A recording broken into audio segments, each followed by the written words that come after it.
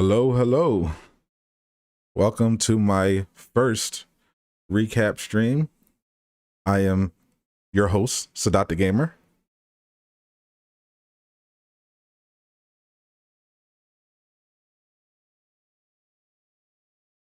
What is up, Captain? So, a few weeks ago, I was like, I'm going to do more of a just chatting kind of thing. I polled a bunch of you guys, and you said you'd be into that kind of thing, and I decided the perfect just chatting stream would be for Loki, which I'm highly excited for, and so far I'll say definitely lived up to the hype. So today I'm just going to be doing a live discussion.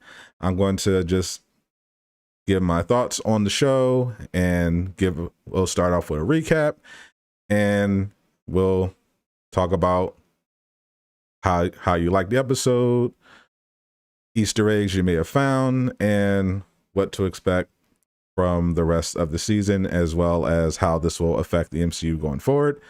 And I'll say right off the bat, this show is going to have a huge impact on the rest of the MCU based on everything that is going on. Hello, Matthew. I'm good, having a good day. Just excited to be talking some Marvel with you guys. Should be a lot of fun. So obviously, this discussion will include spoilers for the first episode of Loki, which was, of course, Glorious Purpose. It came on Disney Plus. I believe it premiered at about 3 a.m. and I watched it earlier today. I didn't stay up until 3 a.m. I just decided to watch it when I got up, and I'll say right off the bat, I had a lot of hope for Loki, and after WandaVision and Falcon and Winter Soldier, in my opinion, bit mixed. Based on the trailers, I thought Loki looked like it was going to be really good, and so far, first episode was awesome. Hello, Genius Button. Yeah, this is of course a recap and a live discussion of Loki, so obviously you can't have any of that without spoilers, but I know you're trolling, of course. So I'll start by just recapping what happened in the first episode of Loki, which of course is called Glorious Purpose. They kicked it off with where we left Loki during Endgame, where the Avengers had, of course, gone back in time, and they were attempting to acquire the Infinity Stone so that they could fix the snap and bring everyone back.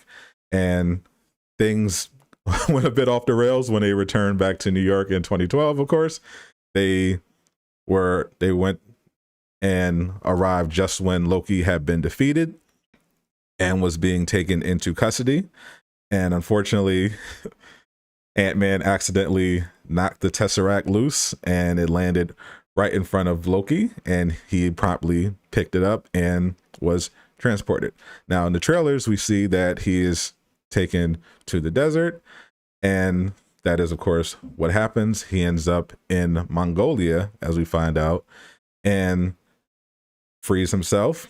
But since this is not the Loki that we've come to love, who had all this development and growth through the second Thor movie and then Ragnarok, before ultimately paying the ultimate price in Infinity War. This is Loki as he was in 2012, right after being defeated by the Avengers, which means he's still a bit of a jerk, as we see when he immediately tries to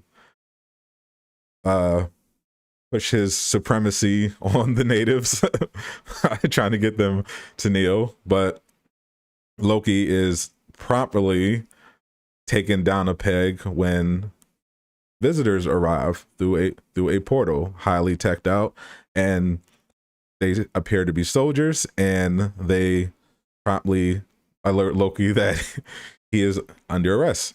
These are members, of course, of the TVA, or the Time Variance Authority, and they are referred to as Minutemen. And we'll find out later throughout this episode that they essentially are time cops, which not a wholly original concept, but still very cool nonetheless. Loki, of course, does not go quietly and thinks he can, just take them out pretty easily. And he is, of course, promptly knocked out. He's that encounter did not go well for him. His first introduction was with Hunter B-15, and she hits him with a stick that slows him down to I believe about 1/16 normal speed, and then they slap a collar around him and take him to the TVA.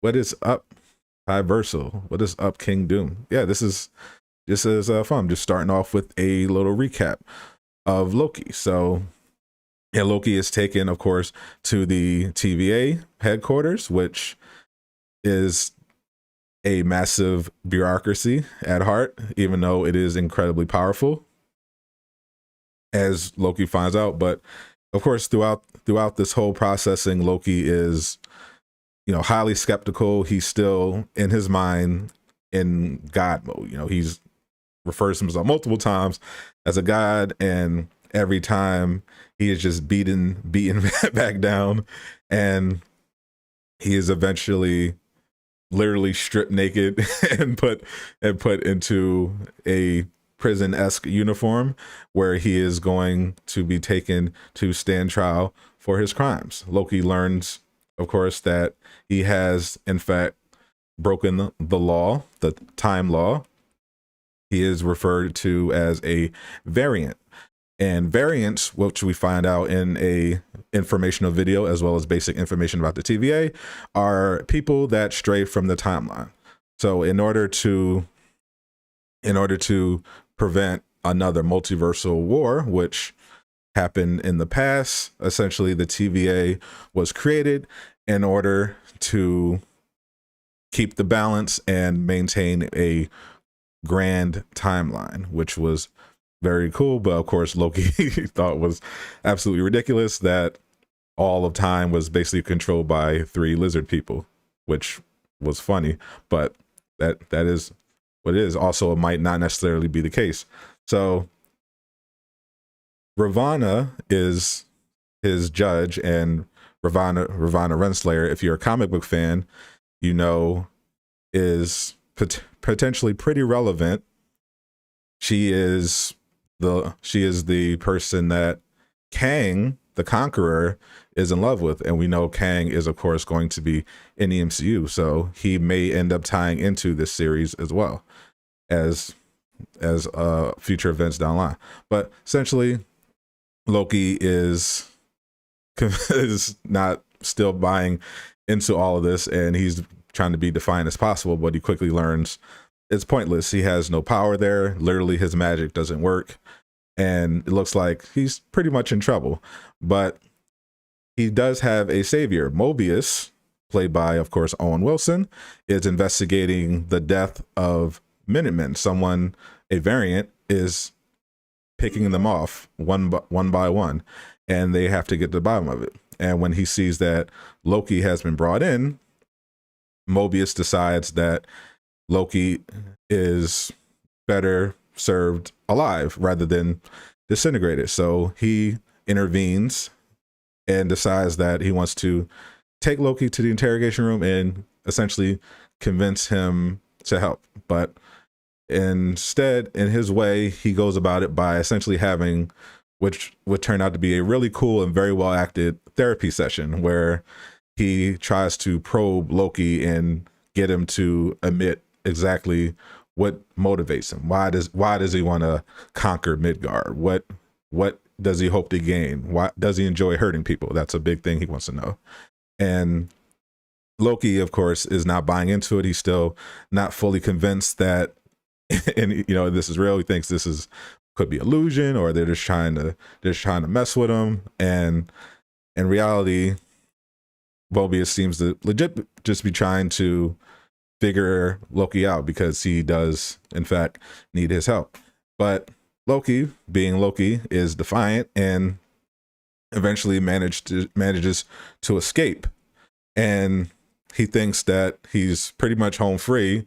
He goes to the clerk that he's introduced to at processing and takes back the Tesseract. But when he takes back the Tesseract, he notices that the drawer is filled with Infinity Stones. And turns out they have a bunch of them just lying around. They literally use them as paperweights. And that moment really sunk in for Loki and solidified exactly how powerless he is and just how overwhelmingly insane this TVA organization is. So Loki, of course, is confronted again by Hunter B-15, who once again tries to kill him, but he escapes. And this time, when she follows him back to the interrogation room, he gets the better of her and gets a little bit of payback from when she was messing around with him earlier. But he then takes that opportunity, once he realizes that he basically is stuck there, to look at his life, as Mobius was attempting to show him earlier. So he sees how his actions led to the death of his mother, how he eventually reconciles with Thor, who does indeed care about him, how his father acknowledges him before passing on, and how, of course, he eventually is murdered by his boss, his current boss, Thanos. And all of this pretty much breaks down Loki, and he confesses to Mobius that he doesn't actually enjoy hurting people. They have a nice moment, and Loki here decides that he's going to help out the TVA with their little problem, which of course is a variant that they are having trouble tracking down. And Mobius ends this episode by letting us know that the culprit is Loki himself. So that sets up a pretty interesting season. They seem to be borrowing from different Loki comic books, so we're probably going to meet several different versions of Loki. We already know from the trailers we're going to see some Vote Loki when he was from a run where he was running for president. We could see young Loki, we could see Lady Loki, we could see old Loki. There's a lot of different ways they can go about this, and it seems very exciting. So I love the episode. I thought it was really good. What'd you guys think? You thought Tyversal, you thought it was funny, you liked the build-up, and the Bounders are slowly making their way into the MCU, very slowly. Interesting. Yeah, I like how this is, well, I can definitely see that whatever they're trying to do in terms of stopping Loki's alternative self is probably going to fail, because this seems to be setting up the multiverse being thrown back into chaos.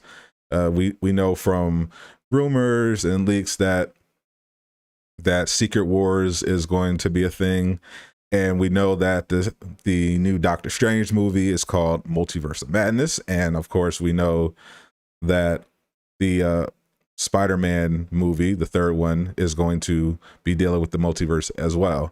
And the time variant authority's whole deal is that they're trying to prevent multiverse shenanigans. And specifically, they mentioned in the informational video Nexus events. This is relevant because Wanda is referred to as a Nexus being. In the comics, Nexus beings have great power and can affect the timeline and are closely monitored because of this. And we know that Loki is supposed to track down this variant version of himself to prevent anything happening with the multiverse. But if the title of the Doctor Strange movie is anything to go by, something goes horribly wrong and the multiverse ends up in trouble.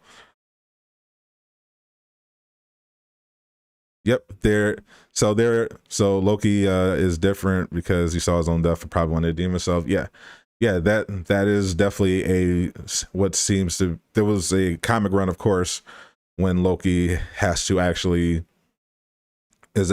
trying to redeem himself. He's reincarnated, and for every good deed he does, he takes off one of his bad ones. So they seem to be borrowing a lot from different Loki stories, and it definitely looks like his decision to help the Time Authority is partly rooted in a genuine desire to do good after seeing exactly what his actions, not only what his actions led to, but also coming to realization that, everything he told himself, how, his destiny was his own and all his decisions were his own, was wrong. He was not special in that way. He was just another cog in the machine.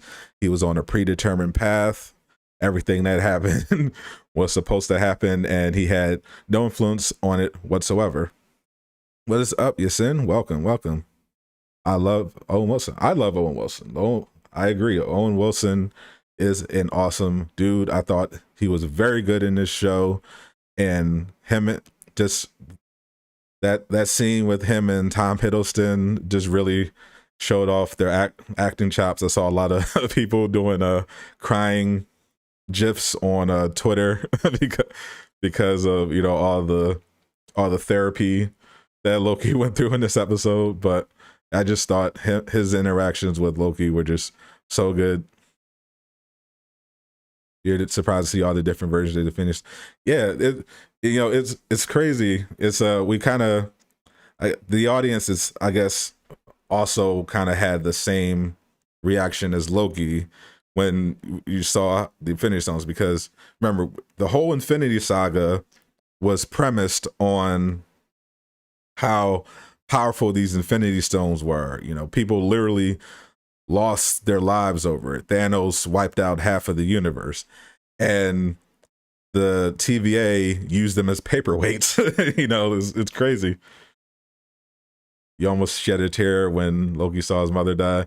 Yeah, that was a very powerful scene. That got a lot of people going. I didn't cry, of course, because I'm tough, but it was definitely an emotional moment for Loki. He realizes how useless Infinity. Yeah, like the paperweight saga. Literally, the Infinity War, the Infinity Stones being paperweights. Like Gamora, Black Widow, literally died for paperweights. Like that's crazy. But in a way, it kind of trivialized a lot of it, but also it was kind of necessary. I guess to really drive home just what the stakes here are and the type of scale that the TVA are operating on. Just how casual, like this dude Casey doesn't even know what a fish was, but he's like, oh, Infinity Stones, yeah, oh, those things we just sitting in my desk, use them as paperweights, and they don't even work in the TVA. The TVA, whatever power is governing the TVA, it blocks Loki's magic, it blocks the Infinity Stones from working, so they're operating on quite a scale. And there's also a distinct possibility that Kang is going to be involved in this season, I think, because Kang does have the ability to manipulate time. How is Owen Wilson trying to get Loki to help him catch himself? So Loki based on the trailers, they're going to play into kind of this comic book storyline where Loki is running into alternate versions of himself. So the Loki that we know is not the only variant, essentially. So whenever someone branches off from their correct timeline, they're referred to as a variant, and then the TVA have to step in and correct them. So at some point, different versions of Loki seem to have figured out a way, not definitely this one figured out who the TVA are and are now hunting them down and killing them. So Loki is going to be working with the TVA to track this variant down, whichever variant of himself it is. So it's not a Loki from 2012. It could be a Loki from a different year, or it could be a Loki from a different multiverse. Like I said, we know there is a multiverse factor here at play, and something could have happened. Like when Thanos did the snap, that could have had an effect on the multiverse as well. So there's seemingly other versions of Loki running around that broke off from their predetermined path, and our Loki has to track that one down. The TVA is a crazy organization with almost limitless power. Yes, indeed. Even though, the Minutemen, seemingly just normal people with tech, whatever, the tech is very impressive, and whatever power is controlling the TVA itself, the headquarters, is obviously on a completely different level than anything we've come across so far.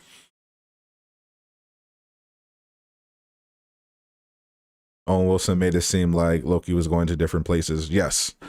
So whatever variant of Loki that they're hunting down is, they seem to have gotten their hands on TVA technology. So they're able to move through time and kill the Minutemen. It was also crazy that she said what the Avengers did was supposed to happen. But if it wasn't Loki supposed to? So yeah, that was interesting. So it was an interesting point when Loki brought up how at his trial how they had the wrong person. Him tampering with time. He wasn't tampering with time. The Avengers were literally tampering with time, but they said it was supposed to happen. And the thing about that is, it makes sense. It does make sense because the Avengers, the only thing we saw the Avengers do that really messed with the timeline was the accident with Loki. So the Avengers time travel mission was specifically to make sure that everything was put back as it was. That's what Captain America did at the end, to basically put everything back. Though Captain America did end up changing one thing, because he went back to get to swipe his V card and be with the one he loves, and ended up an old man at the end. But apparently they were meant to do it, but Loki leaving the timeline was much more impactful, because the Avengers were, again, making sure that they didn't cause any trouble. But Loki disappearing from 2012 was apparently not supposed to happen, because if Loki's gone, then that completely alters a lot of the MCU. The events of Dark World, the events of Ragnarok, all of that is altered if Loki just vanishes from the timeline. What I think. So if we do see Kang in the show, how do you think the show will play into the next Ant-Man movie? So I think it's definitely possible that Kang is the one running this organization. I'm not sure how he'll play into Ant-Man, but I think it's definitely possible that Kang is kind of running the show here. What was the last scene about? So the last scene was a variant, which we assume is Loki, but we don't know for sure because they made sure to cover his face. The Minutemen were investigating another incident, and this variant seemingly was lying in wait and then killed all of them, using fire to prevent them from closing the distance and using any of their tech. When Owen Wilson told Loki that he led the Dark Elves to his mother, shocked because he didn't realize that Loki. Loki at this point, Loki has, obviously no idea. He had just been, this was from the first movie. So he is just, at this point, he was working for Thanos. He was just trying to use the Chitauri to conquer Earth. So the events of the second Thor movie haven't played out yet. So he was shocked because while he may at that point have had harsh feelings about his brother, he still very much cared about his mother. So seeing that his actions led directly to her death definitely came as a shock to him.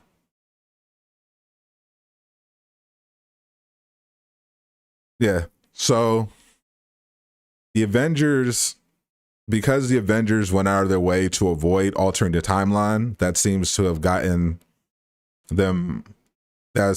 kept them out of it, because they, as far as we know, they didn't do anything that directly messed with the timeline. They made sure that the Infinity Stones were put back and everything was as it should. Well, except for one thing. So, and this can just be explained as they needed the plot to happen, so the plot happened. Because while the Avengers did make sure that they put the stones back, they did alter the timeline a bit. The Thanos that they fought in Endgame is different than the Thanos that they fought in Infinity War. The past Thanos figured out their plans and came through to their time to confront them. Now, I guess you can argue their end result was still Thanos dying at the hands of the Avengers, but his presence could have technically altered the timeline, but maybe the window that Thanos went through to go to the future didn't change anything drastically, so they let it slide.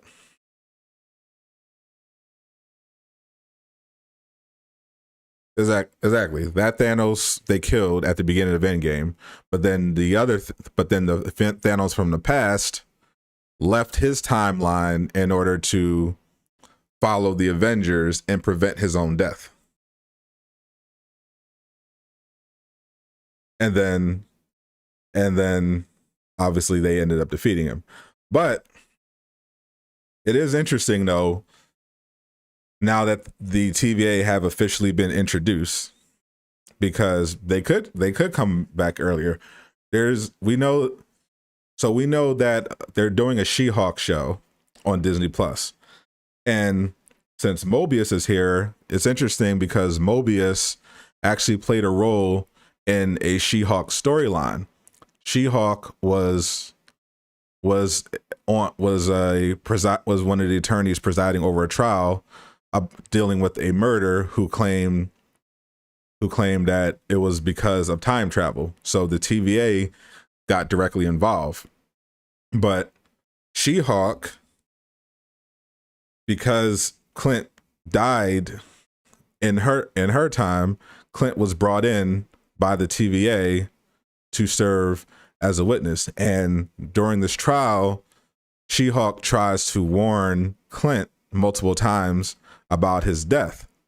And as a result, She-Hulk gets charged by the TVA for attempting to alter the timeline. So it'd be interesting if the TVA end up resurfacing later on. Why is the name behind you a Morbius? Yeah, well, it looks similar, I guess. Mobius. To be honest, I didn't think about Morbius when I saw his name. Whenever I see Mobius, I think of Mobius from DC with the Mobius chair. I didn't think of the Spider-Man. I thought of just Mobius from DC.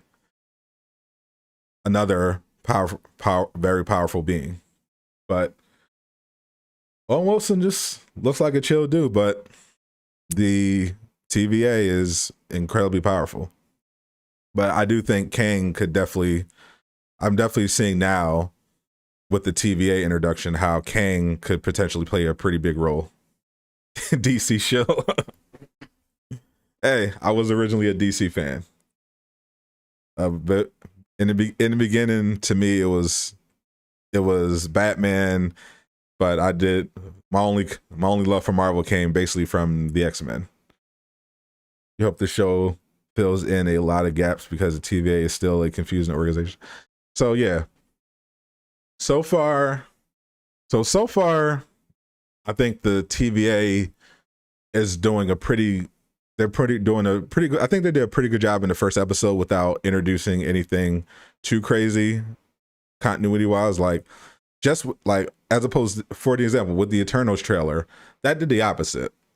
Like, just looking at the Eternals trailer, you were like, well, this doesn't really make a whole lot of sense because there are these powerful beings that were on Earth the whole time through all of these incidents, and they have a no interference policy, but we know they do interfere. And yet they didn't interfere in objectively much more dire situations. So that part off the bat was confusing. The TVA essentially being time cops makes sense that we didn't really see them because we know their MO. When there is a variant, they come in and they erase the timeline or they erase the culprit. You only got into Marvel from the movies and after you saw some movies. Well, yeah, I got into Marvel because of the X-Men. My cousin had the comic books. I started watching the animated TV show, absolutely loved it. Still a classic.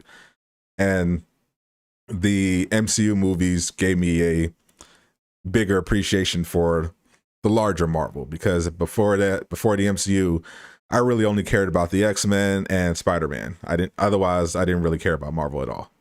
I was more into DC. But after the MCU, I definitely got a bigger appreciation for Marvel and took more interest in the rest of their characters.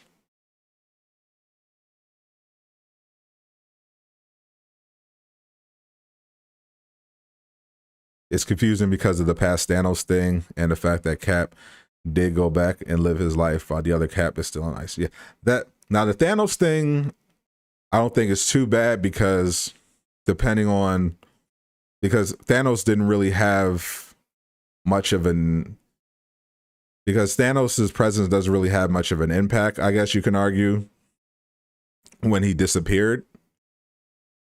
But it is definitely potentially a variant situation when their Captain America goes back, returns the Infinity Stones, but then stays with Peggy.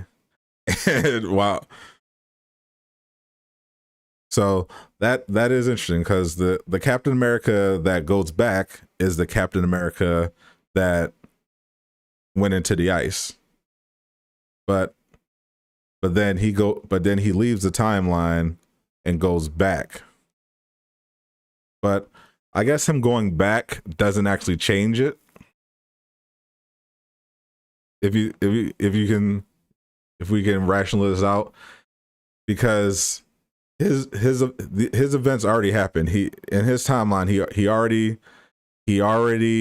went through the ice. He already went through all the events. That's the end there, and then he goes back and lives with Peggy, but and lives a quiet life with Peggy. But presumably but because of how that time travel works, when he went back in time with Peggy, he still existed. So he was still on ice. So he doesn't act. So as long as he stayed low, it didn't go out and, act as Captain America. The timeline still went like it was supposed to go. He still came out of the ice. He still fought and became an Avenger, and he still did everything he was supposed to do. Cap from 2024 is hooking up with Peggy, and the other Cap is still. Yes, that's exactly what happens. Very sus. Yes. Yes, Peggy, instead of pining for Captain America in the ice, hooks up with Captain America from 2024, and they grow together. And then that Cap grows old, and then returns to give away his shield. indeed, indeed, it is sus. But technically, he doesn't change the timeline. If you think about it, he changed. Peggy still does her job. She still grows old and dies. And Captain America still goes on to be Captain America after he gets out the ice. He just chose to live a quiet life with her. So technically, he doesn't actually change the timeline. He didn't interact with his past. He didn't interact with his past self. He didn't change any events. He just lived like a normal dude. Hey, what's up, Zach? Just finished watching. What'd you think? What'd you think about it? What'd you think about it, Zach? Infinite old Caps. Yeah, his events may have happened, but doesn't that mean he made another multiverse? So from the way they explained it,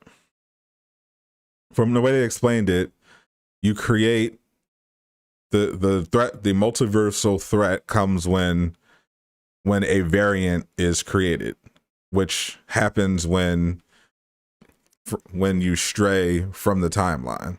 So if the Avengers were supposed to go back in time in order to defeat Thanos in the present, then presumably Captain America leaving at the end of that to go back and live with Peggy doesn't actually create a multiverse or a variant, because he's not changing anyone's trajectory substantially.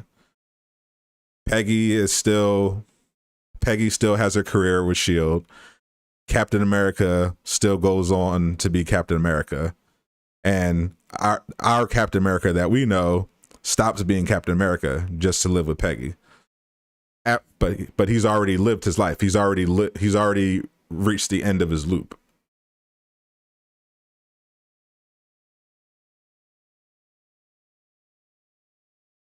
That robot that took his clothes off could beat the crap out of him. I wonder if Ultron ever passed through there.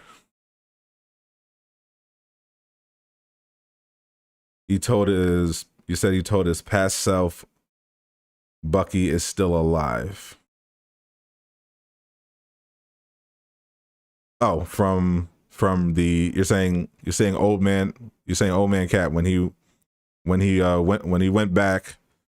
went back to put the stones right, he told his past self that Bucky was still alive. I actually don't remember that part.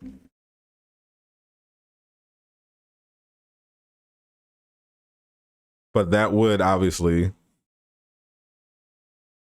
be a violation if he did indeed approach himself and tell him that.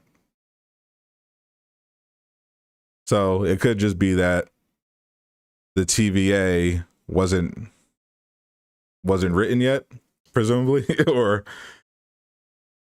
or they just decided, well, we'll just hand wave that because the plot had to happen. If Ultron is a robot, doesn't have a soul, right? So we got destroyed. He doesn't go to. Well, for one, I don't know if you go to hell in Marvel. I don't know if they've established there is a hell, but I don't think Ultron had a soul. He was indeed a robot by creation. So I don't think he had a soul.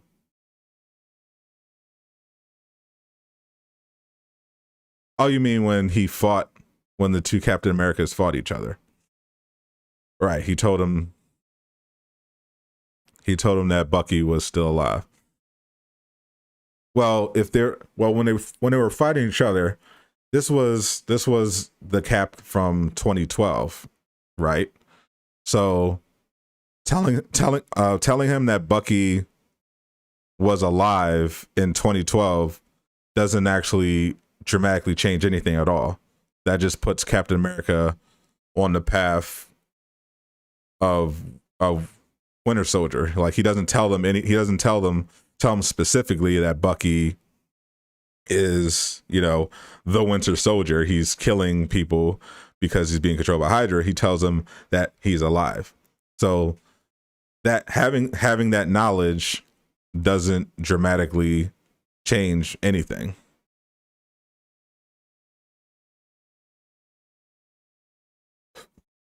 The events of Winter Soldier still play out like they played out.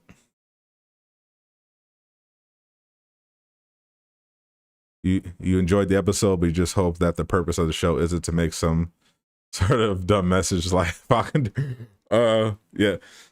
So far so good.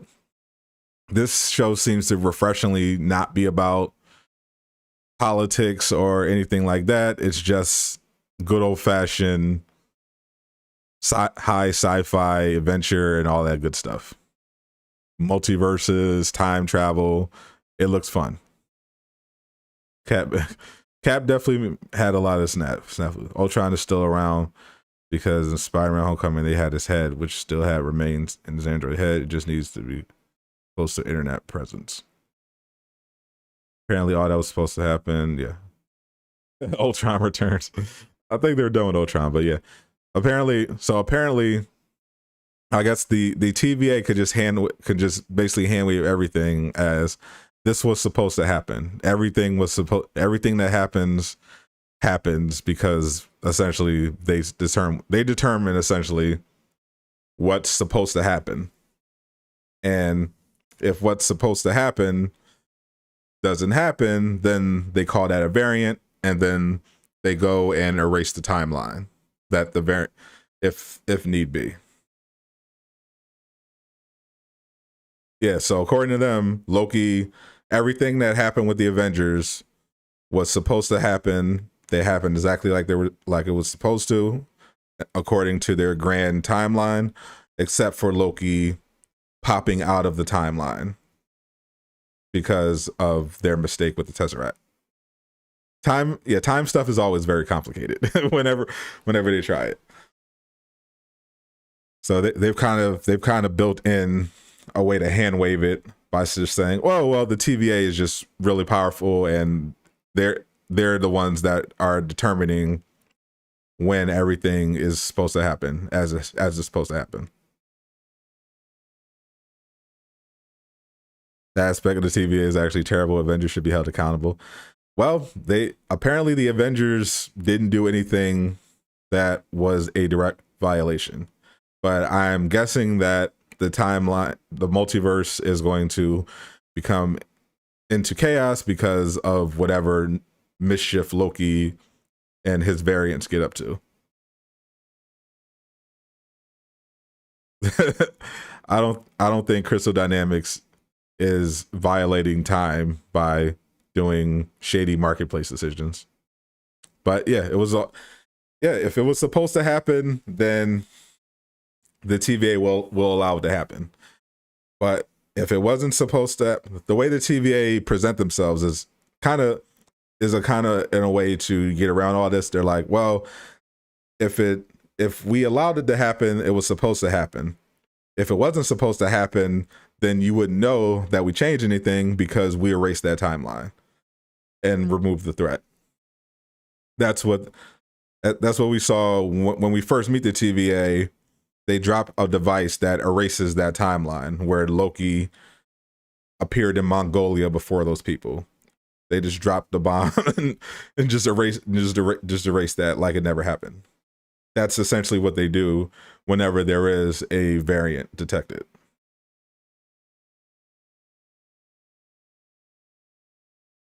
You've probably enjoyed the show, but you've given up on the MCU.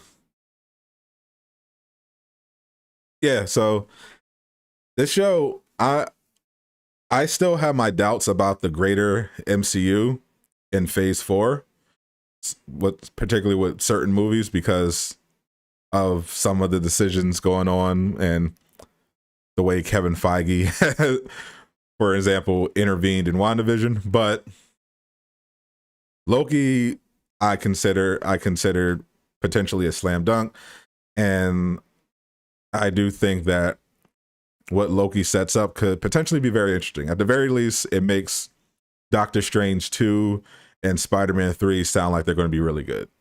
Eternals is probably still going to suck. Shang-Chi is probably going to be okay.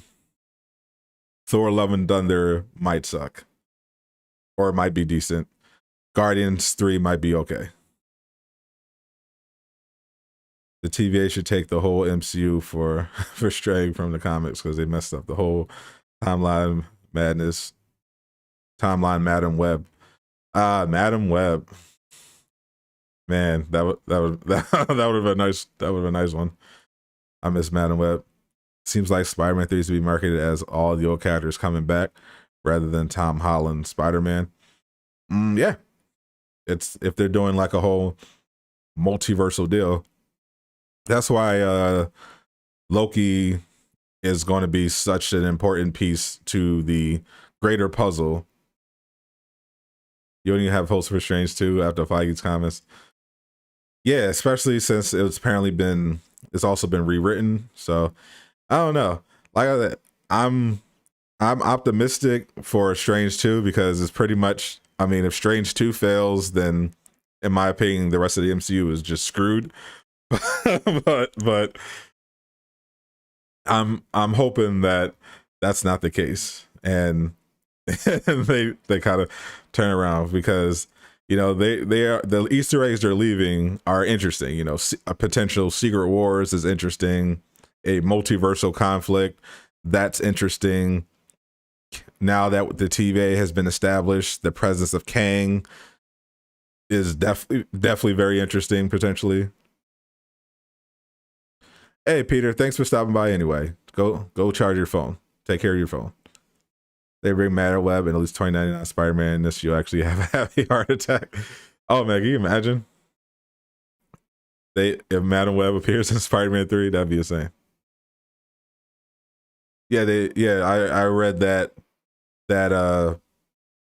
Doctor Strange was rewritten. The person that was initially running the film walked away because he said him and Marvel were trying to make two different movies. So that can be a bad sign when you have your writer or director in conflict with the studio already and they leave and there has to be a rewrite. So, and then Kevin Feige's comments also don't inspire much confidence, in terms of his decision making, but I'm trying to have some hope for the MCU going forward because, like I said, I really did enjoy Loki, and it shows that they can still tell great stories. But obviously, if they let all the political woke stuff drag down the plots, then yeah, it'll get pretty bad. But I'm hoping that at least Doctor Strange 2 is good because that's pretty much the best hope, in my opinion, for the MCU. That's the one I'm most looking forward to. That and Spider-Man 3. You don't think it's interesting anymore since we're just getting new versions of Cap, Iron Man, and Thor? So what's interesting to me is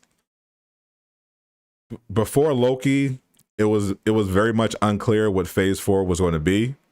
We knew that we're bringing in new heroes like Kate Bishop and She-Hulk and Miss Marvel, and we're going to have a Jane Foster as Thor, and they would be joining the originals that were still hanging around.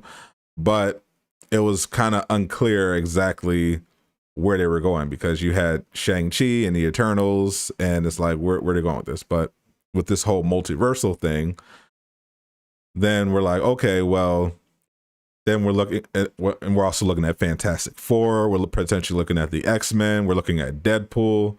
So there's definitely some reason to look forward to stuff in the MCU because they are setting up some very interesting things with this multiverse stuff. Why is Marvel making Strange 2 a horror movie? That's a terrible idea. A lot of kids and older people don't like horror, but like MCU, they're going to make it. I mean, I don't think it's a big deal at all. Horror movies are tremendously popular, especially PG horror movies, because younger people can actually watch it. That became a pretty big genre, in fact. And as far as we know, the only R-rated Marvel movie is going to be Deadpool. So having a horror, if Doctor Strange 2 still ends up having like a horror element to it, I don't think that's necessarily a bad thing. Definitely not in terms of marketing. We do know that the multiverse could very well go into chaos because of the events of Loki. So, and Wanda, of course, is a Nexus being, so she can do all sorts of crazy stuff, and we know what Doctor Strange can do with his magic. So, yeah, it could be interesting. If it becomes woke, the cinematic universe, people are going to eat up, but comic fans will actually stop watching. I don't think so, actually. The cinematic universe fans are used to a certain quality. If you look at what captured the cinematic universe fans, it was really what they build up through the Infinity Saga, which until Captain Marvel wasn't woke at all. It was just good storytelling. And if the storytelling becomes bad for the sake of wokeness, then nobody's going to watch it. You know, it's not necessarily about political messaging. It's the problem is when you have just bad writers. You know, when you hire writers because of their politics instead of their talent, and you create storylines because of politics instead of quality story writing, then that hurts the quality. And if the movies are bad, then people aren't going to watch it. They're not going to be interested in it. Haley Steinfeld fits their Kate Bishop role, and the fit is nice, but you hope the tension on set doesn't affect it much. I doubt that. Man, there have been so many movies throughout history where you would have had no idea there was tension going on behind the scenes. If you have talented actors and you have a talented just production team, you're not going to notice when something like that happens. A lot of these, at the end of the day, they're professionals, so you're probably not going to notice it. You're just going to be watching like, oh, because you know this now, you're probably going to be looking extra closely. But my guess is that when you actually watch the Hawkeye show, you're going to be like, wow, I'm surprised they weren't really getting along behind the scenes, because they seem, really, really close in the show. Do you think they're going to actually make Deadpool? Yeah, they've already, I'm pretty sure they've already established it. They gave Ryan Reynolds the go ahead. They already have a writer attached. They told him he can have his R rating. Yeah, Deadpool 3 is a go. A lot of kids watch MCU. They're going to hop in the theaters and jump scare. It's not Pixar we're talking about. These are Marvel movies. These are typically PG-13 movies. It's not like there's a ton of 5-year-olds running in to watch Hela rip out Thor's eye. It's not.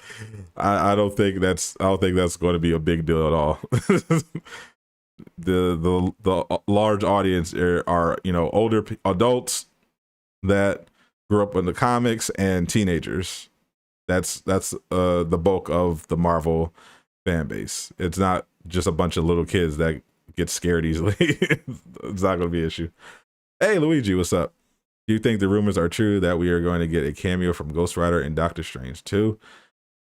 I don't know. It could be true. I'm hearing a lot of rumors, but we do know Ghost Rider. I mean, could be. He's connected to the Darkhold. If you remember the Agents of S.H.I.E.L.D. Episode that he appeared in and ultimately disappeared. So yeah, if this is dealing with the multiverse and darker beings, Nexus beings in particular, we can definitely see Ghost Rider return. That'd be pretty cool, actually. You don't think it's going to be jump scare?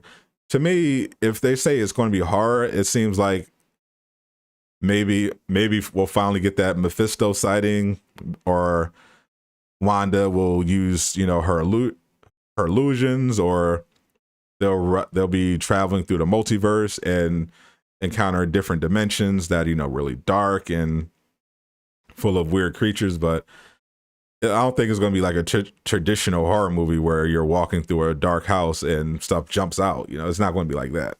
It's still going to be a Marvel movie. You think they're going to make Shuri the new Black Panther? Could be.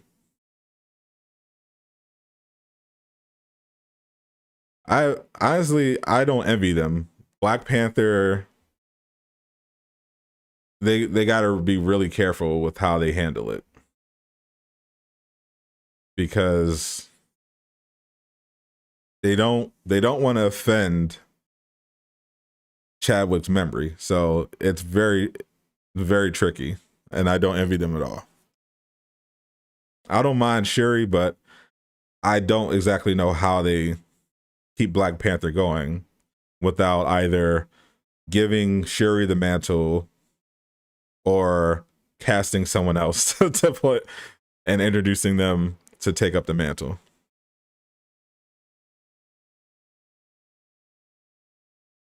You went into Doctor Strange in the cinemas and people had their babies with them and they were crying. I mean, that just sounds like normal theater stuff. People that can't get babysitters, but they still want to go to the movies. So they just bring the kids.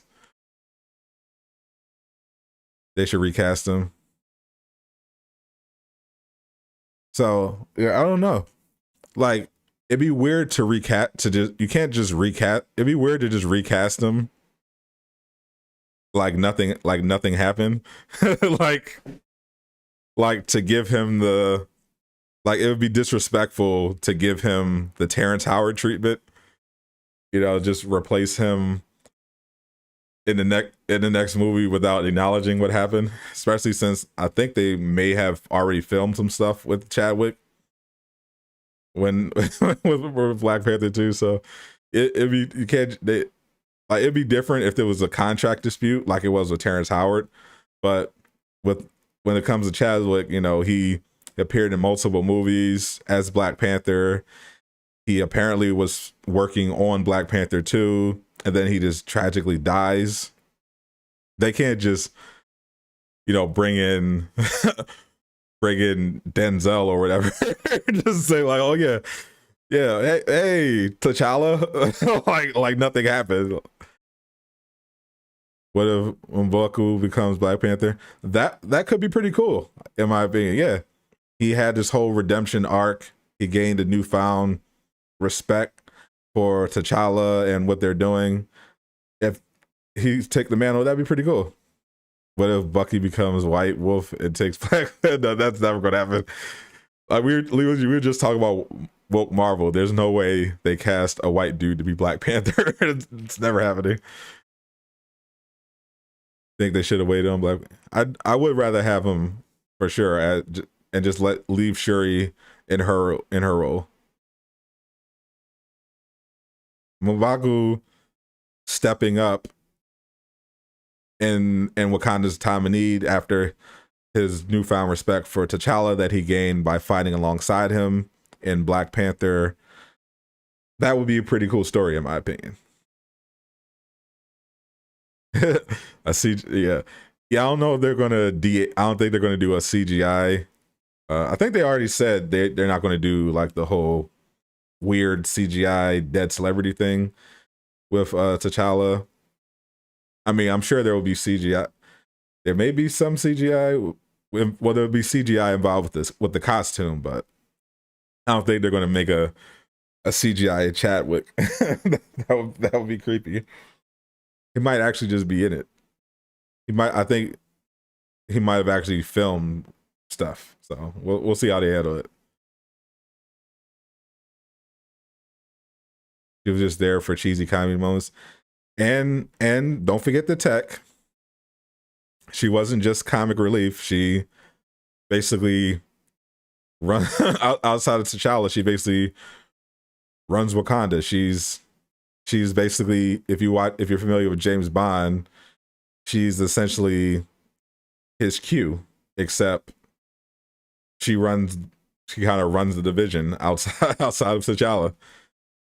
She's obviously very important in the role that she carries out, which is why her just being Black Panther doesn't really make sense, because no one else, as far as we know, can do what she does. She works as the tech person. That's what she does. But having her also be Black Panther, yeah, to me it makes much more sense if M'Baku does it. Just get Christopher Judge to play him. His voice will make her. Chris Judge. What does Chris Judge even look like? Maybe Chris Judge can play. Like, maybe Chris Judge can. Oh no, he couldn't fill in for Chad unless they just did his voice.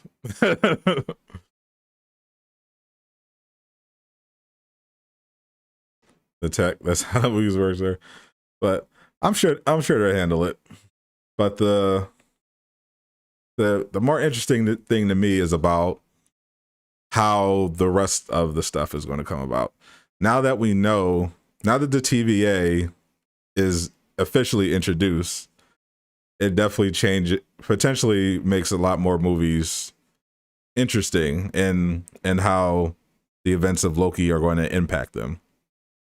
Is the TVA going to be destroyed at the end of this, or is it going to be the multiverse going to be driven into chaos, and the TVA are now actively running around trying to close everything up? So that could be potentially why Kang appears in Ant-Man. That could be connected to the multiverse war. It'd be interesting. Chris Judge is definitely Black. Yeah, the TVA makes things a lot more potentially weird, but cool, with how not just how powerful they are, but what their role is in trying to manage all of this. Because we know eventually, something goes wrong.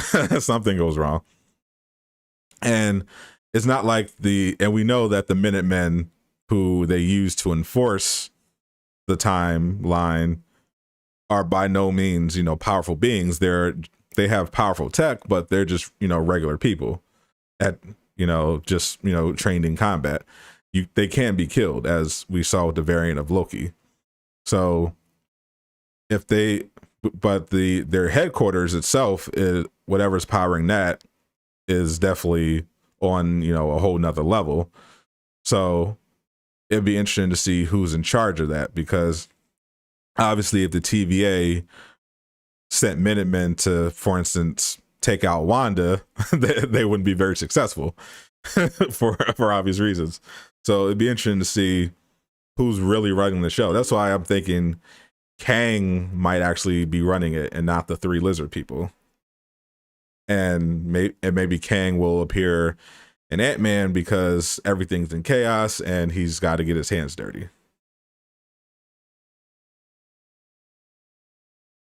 But it will be interesting to see how that works going forward. Now, I'm not an official reviewer, so I didn't get to see episode 2 of Loki, but some did. So I'm going to avoid those type of spoilers. But I am looking forward to what they're going to do, because this is a pretty short season, supposed to be 6 episodes, and it's already raising a ton of questions. Wanda is going to destroy the TVA. Jean Grey will destroy Wanda. Rogue is going to take Captain Marvel's power and fight Jean, and they end the MCU, and then no more movies. All is destroyed.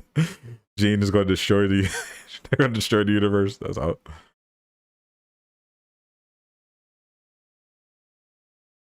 Oh, you're having internet trouble, Yasin? Ah, that sucks. Yeah, I had to check my OBS real quick. Yeah, no drop frames, running smoothly. Hope your internet recovers, good sir.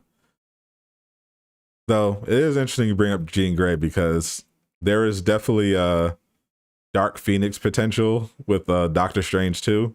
Now that we know Wanda is going to play a prominent role, and Kevin Feige is motivated by politics, so there's a possibility of that. That's really my one concern. Doctor Strange too, that they make her the Jean Grey.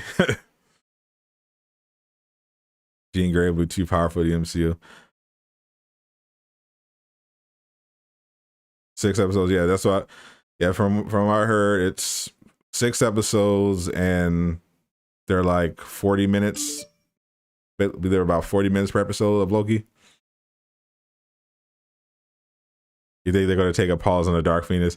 Yeah, I'd be surprised if they try to bring Jean back in so soon. Your internet's on life support.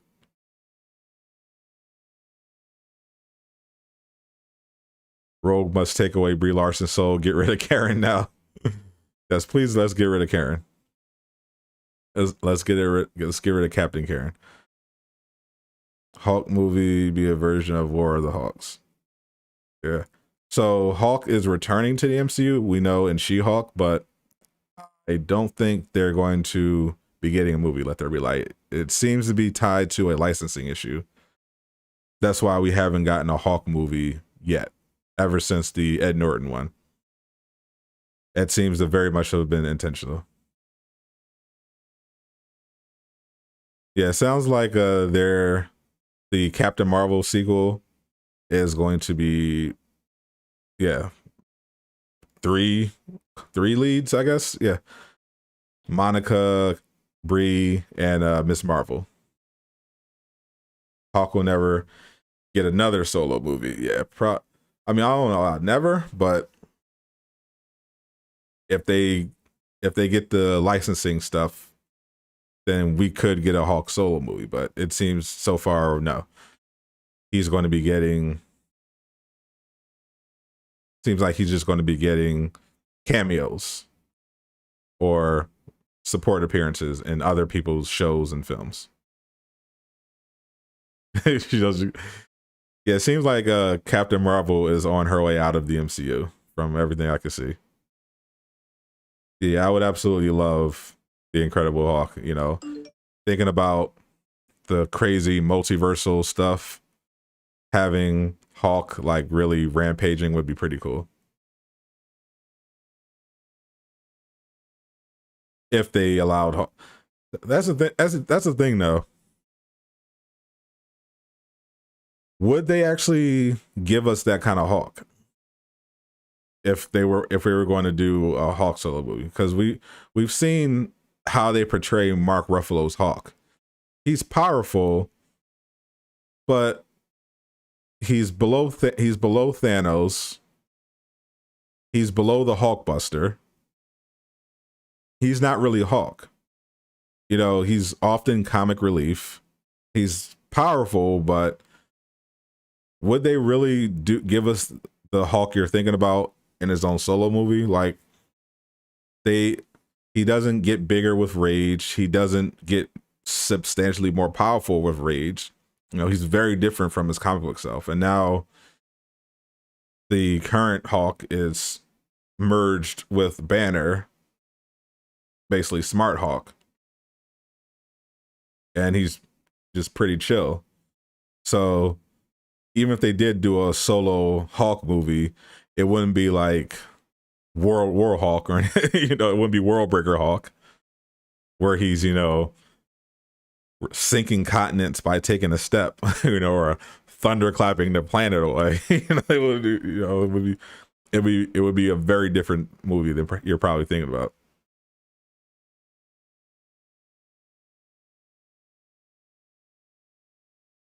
Yeah, after the events of Endgame, Hulk is just, you know, Hulk and Banner are one and the same now. So we'll be seeing Hulk in the She-Hulk TV show, but you know, he'll be sentient, he'll be intelligent. We're not the Hulk that you want to see, I don't think you're ever getting in the MCU.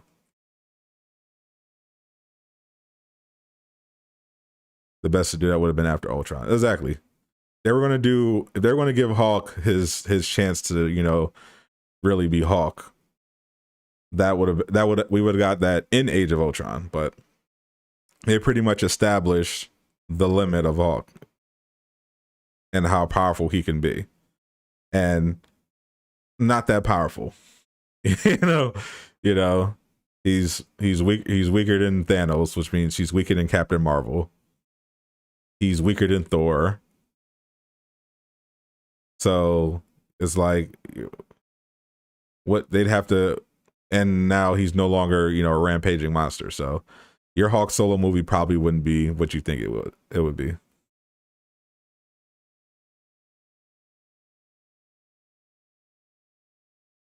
Don't sell your name. Well, all right, we'll call him Bruce. Yeah, he's not Hulk. Hulk's not Hulk. It's Bruce. Yeah, he's Bruce now. Basically Bruce. Yeah, basically just Bruce. He's not Hulk smashing anytime soon. Because it's all Widow's fault. Sun's getting real low.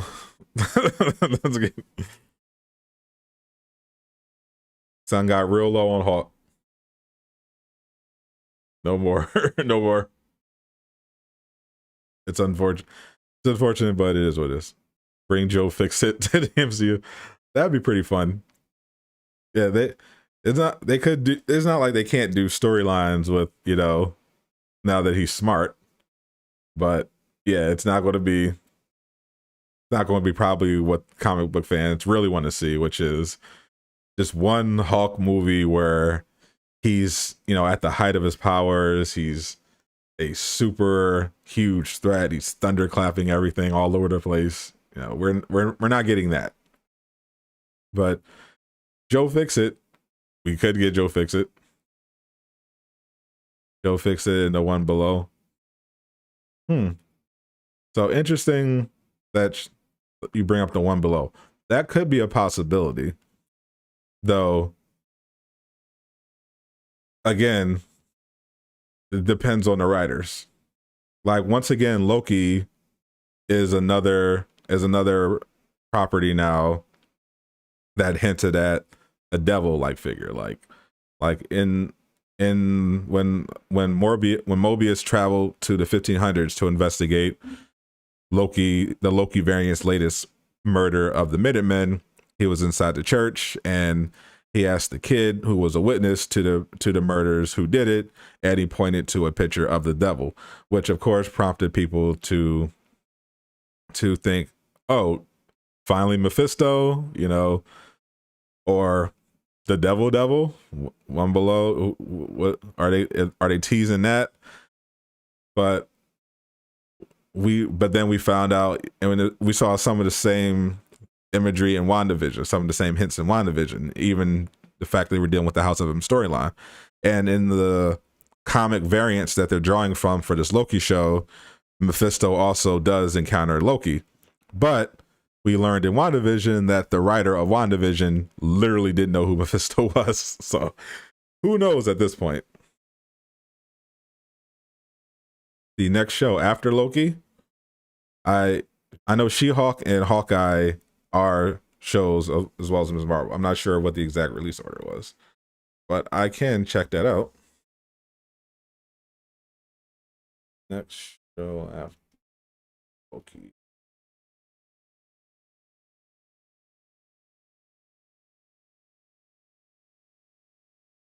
I'm looking it up now. I think it's She-Hulk. I think it's going to be She-Hulk though.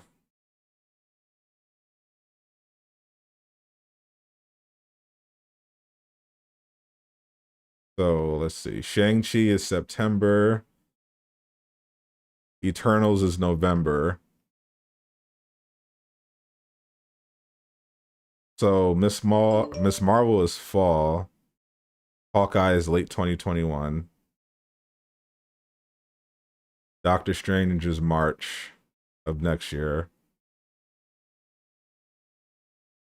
She-Hulk is next year as well. So it looks like Miss Marvel is next. Miss Marvel is scheduled for fall 2021, and Hawkeye is late 2021. So it looks like we're getting Miss Marvel first.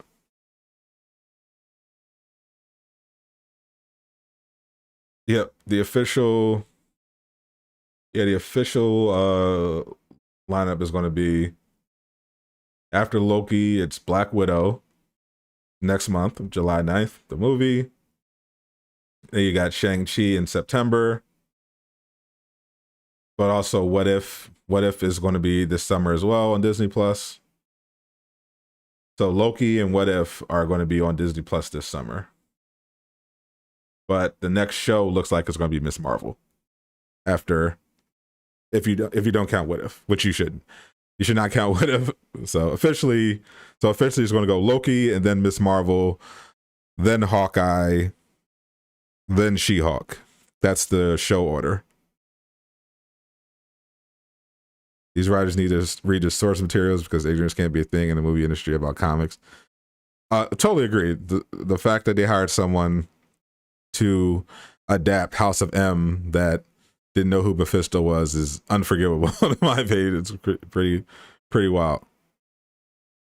Spider-Man is December.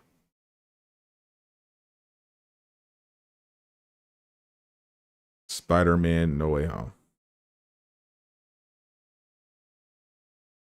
2022 is going to be lit. Yeah, December 17th, 2021 is No Way Home, but the next show is going to be Miss Marvel, which will be out before that. Marvel's Avengers made you not like Miss Marvel? Really, Marvel's Avengers actually made me like Miss Marvel. Hater.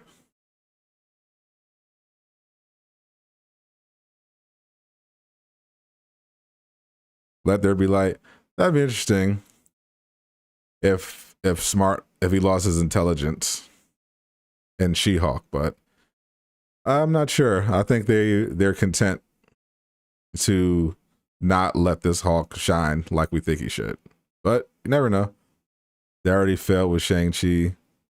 China ain't a fan of it. Yeah, well, you know how they love their China money. They really want to appease them over there, so that's probably not good for them. But I think Shang-Chi will do good domestically.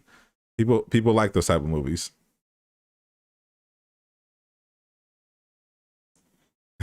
Chill. Hey, he's entitled to his opinion. I wasn't too familiar with Kamala before Marvel's Avengers, and it actually made me appreciate her character. Oh, you got PS Plus. Nice. Good job. Finally. But yeah, I'm not sure if her show is going to be good, but I'm rooting for it. I had no idea.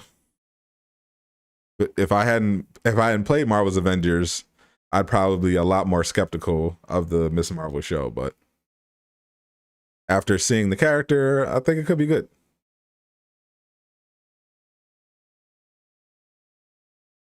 Smart Hulk can't beat Red Hulk. But it's not going to be Hulk's show. It's going to be She-Hulk's show. It's going to be about teamwork. The best emotes on YouTube. Agreed, Zachary. Agreed. My guy did an amazing job. I haven't seen what other emotes other creators have, but I'm confident in saying these emotes are the best. Though Twitch is about to have animated emotes, so unless YouTube steps it up, I'm not going to be able to compete with that.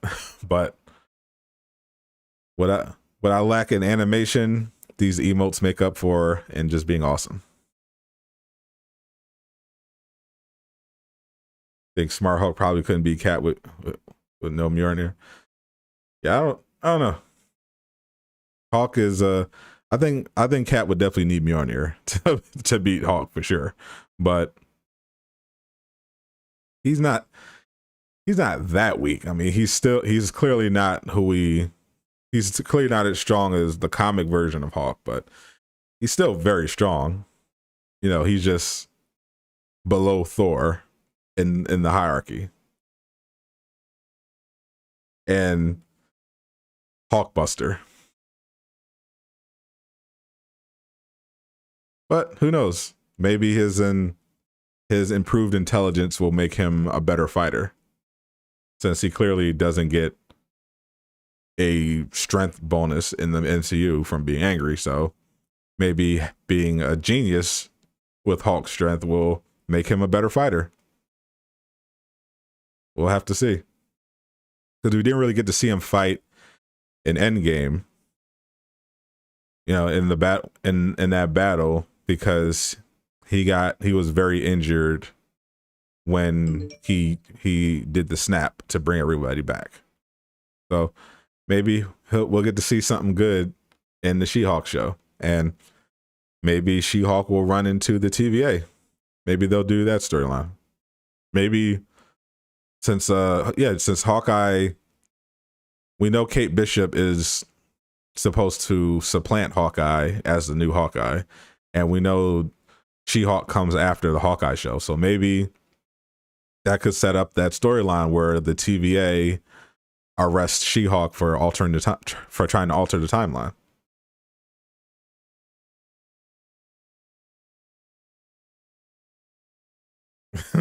No. Yeah, streamers are making moves.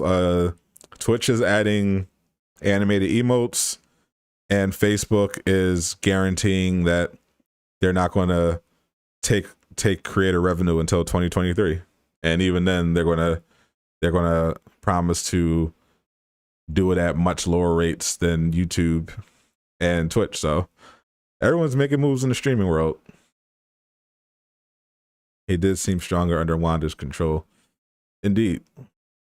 I think he might surprise us when we actually get to see him fighting it out at full health, arm not in a cast.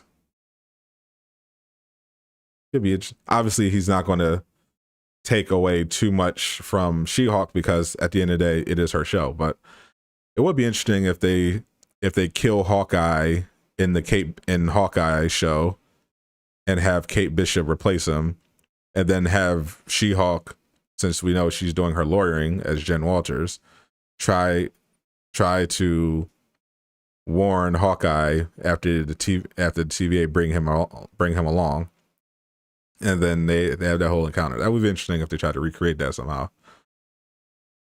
The Illuminati needs to form Black. It's already in MCU. You need Namor, Professor X, and Reed Richards. I mean, they could do it. We know Professor X. I think Professor X is coming. We know definitely the Fantastic Four is coming. So we're getting Reed Richards. We could get the Illuminati. Yeah, Hawk. Yeah, I don't think Hawk was participating in the final battle, because we saw afterwards at Tony's funeral, Hawk had his arm in the sling. I think activating the Infinity Stones and doing the snap really kind of wiped him out. So we didn't really get to see him rampaging in action. If he was fighting, they didn't really focus on him all that much. We saw pretty much everyone else. We saw Captain Marvel, we saw Spider-Man, we saw, of course, the ladies. Of course, we saw Tony, we saw Strange and the Sorcerers and everyone else, but it really didn't showcase Hawk at all. So that probably was because of his injury. BBC Kakarot download is draining your hearing life. Is that out already? I thought the download wasn't coming out until Friday. The Hawk was always part of the big four, but they made Iron Man, Cap, and Thor the big three. You were just, yeah, that was indeed disappointing, especially if you were a Hawk fan, because I love how they handled the characters in general, but obviously I didn't like how they ended up doing Thor in Endgame, but I thought they did an amazing job with Cap. Iron Man was obviously great, but yeah, Hawk kind of kind of got sidelined. You bought the game today, not the DLC. Oh, okay. Yeah, love. Yeah, great game. Looking forward to playing the DLC. But I will be playing Ratchet and Clank first because it looks incredible. But yeah, this the Hawk is really kind of really it is pretty disappointing. But I'm hoping Smart Hawk gets to shine a little bit more, maybe. But with the direction the MCU seems to be going in, I don't really see how Hawk can like really measure up on like the big stage. Because with the threats they're introducing, especially now that we understand the scale after, you know, Loki introduces the TVA, you know, people like Hawk aren't going to really matter to compare to, you know, someone like Strange or Wanda. You basically to be relevant, it looks like in phase 4 you're gonna have to be able to compete with, you know, time manipulation and all this other stuff. But it should be very interesting.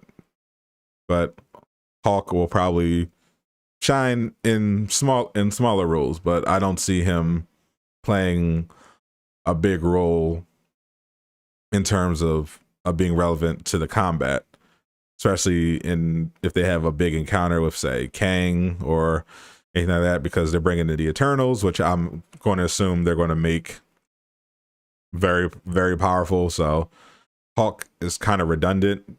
If he does have an impact, it'll probably be with his intelligence, not his brute strength.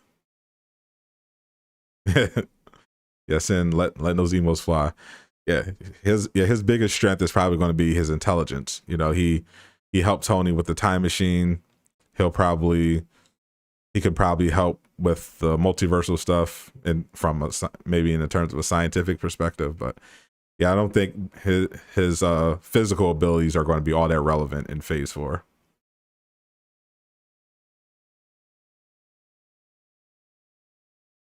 Yeah, honestly, the only way I can see Hulk being relevant is if in that way is if they do the whole One Below storyline where Hulk ends up getting possessed. Otherwise I don't see him having that big of a role really with the way phase 4 seems to be going. You know, you got Loki establishing this all powerful time bureau, and you got potentially Kang involved, and then on the hero side you got the Eternals coming into it. You got Wanda, who's confirmed a Nexus being. You got Doctor Strange, Sorcerer Supreme. You know, they're bringing in, with all the stuff they're bringing in, I'm not seeing how Smart Hawk does anything unless the multiverse brings in, say, something evil that possesses him. You want to shun your friend for saying Megan Fox is Kate? You might have to. that is a pretty ridiculous casting suggestion. I'll definitely agree there. I'd say Marvel tends to do a pretty good job with the casting, and I doubt they even considered Megan Fox, and that's definitely a good thing because that would be very weird. She doesn't fit the role at all. She's not the right age. She does nothing about it. Nothing about Megan Fox screams Kate Bishop. That would have been weird.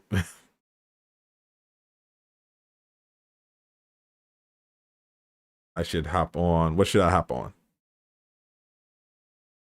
Oh, you mean the game? No, I'm not doing the game today. I'm doing the game tomorrow, and then I'm playing again on Friday. So I wanted to have at least one stream where I'm just chatting, just hanging before I resume the grind. You also never seen Jennifer's Body. Oh, you definitely should. I definitely recommend it. It's definitely a low key cool movie. Very underrated in my opinion. I think it would have gotten a better reception if it wasn't marketed the way it was. That kind of seems to have hurt its potential. But it has lived on and gained kind of a cult following after it was released on video. It was very good. I would definitely check it out. You probably watch it for free somewhere. But yeah, Megan Fox, as good as she was in that movie, she does not make sense as Kate Bishop at all. That would be super weird. But yeah, I'm definitely to kind of wrap this up. I definitely enjoyed the first episode of Loki. I had high hopes going into Loki, and so far they've lived up to my expectation. Oh, for sure. Yeah, I think like if the first episode of Loki was a disaster, this will probably be my last Loki recap stream. But if but it turned out to be really good. I'm liking how they set it up. So I'll be back Wednesday. This is going to be a short series, but I think it's going to be really good every Wednesday. So every Wednesday for about hour and a half, we'll just chop it up. I'll give my review and recap of the episode, and we'll talk about how we liked it and what we think it's going to happen in the future. I think it would be very cool. But I'll be back streaming. I have quite a busy week ahead of me. I'll be back streaming Marvel's Avengers tomorrow. It's the weekly reset, so I'll be doing the Mega Hive and seeing if the marketplace has anything good this time around. And on top of that, on Friday, I will be streaming Ratchet and Clank, A Rift Apart, because the dev stream is going to be canceled. And then on Sunday is another stream. It is Square Enix Presents at E3, where we will be getting the world premiere of Guardians of the Galaxy, as well as some more footage and information about Black Panther. So that should be pretty cool. And of course, Saturday will be the gaming session where I get to hang with you beautiful defenders. Should be a lot of fun. It will be pretty funny if they do a surprise MCU drop in the marketplace by accident. I don't think it would be possible for them to do that. But it would be funny. The Saturday gaming sessions with the defenders starts at 1 p.m. Eastern, Houston. So we'll have the party chat open. So if you want to just hop in and talk, you can do that. But since you have PlayStation Plus now, you can actually play. So should be a lot of fun. We're starting it at 1 o'clock Eastern.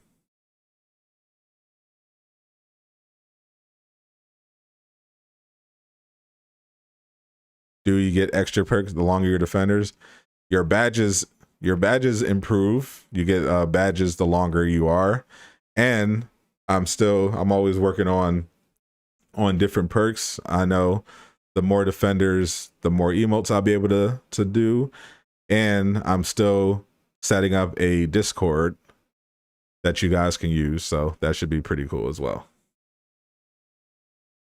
I'll get it set up eventually. Already started making it. So there's a decent amount of you guys. So I think I can justify having a Discord server now. So that should be cool. Once the Discord server is set up, then I will send it to you guys, and you guys can hang out and cause mischief. Defend us with me. All right, that's it for the first of 6 Loki streams. Hopefully I see you guys next Wednesday for episode 2 of Loki. And I'll definitely see you guys tomorrow for my usual Marvel's Avengers gaming. That's all. I'm Sadat the Gamer, signing off.